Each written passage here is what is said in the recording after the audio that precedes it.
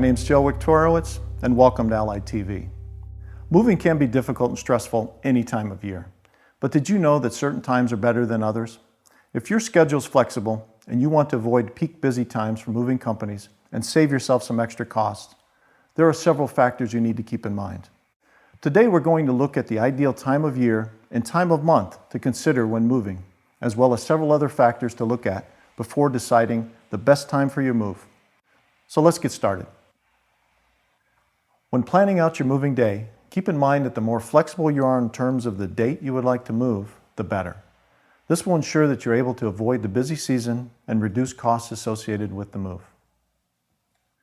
So when's the best time of year to move?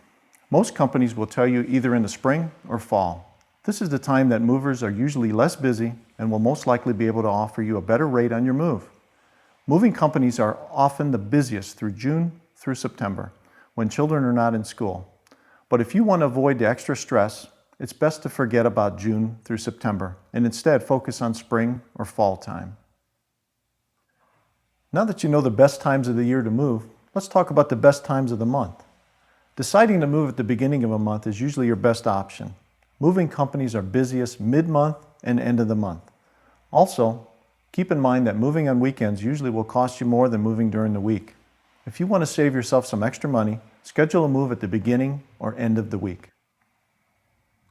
While time of year and time of month are important considerations to keep in mind, it's also crucial to look at other factors as well. If you have children who are currently enrolled in school, it may be easier on them if you schedule to move over the summer or over a holiday. Although this will be a busy time for moving companies, it may help reduce stress on your children. Besides considering children, you should also think about your employment. If moving for work, you may have no say-so when it comes to the moving date and time. Be sure to coordinate with your employer to find the best option for both of you. Another factor to keep in mind is the availability to move into your new home and when you're required to be out of your old one. You wouldn't want to schedule a moving day and then realize that your new home isn't even ready to be moved into. It's best to check both of these dates beforehand. Now that you know the moving factors to keep in mind, let's talk about how far in advance you should schedule your move. Selecting a moving company should be done as far in advance as possible. Once you compile a list of your top 3 moving companies, call each of them. Receive in-home estimates and choose which one you think is best for your move. Coordinate with the company and be sure to have your final moving date set at least 6 weeks in advance. This will ensure you're able to actually move on the date you want and save you a lot of stress and unnecessary hassle. Again, remember that if you choose to move during any of the busy times such as summer, holidays, or weekends, you will most likely be charged more since moving companies up their rates during busier times. If you want to save yourself some money, really consider moving at the other times that we talked about.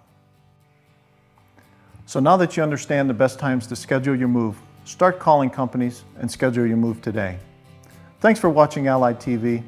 I'm Joe Wiktorowicz, wishing you a safe and easy move.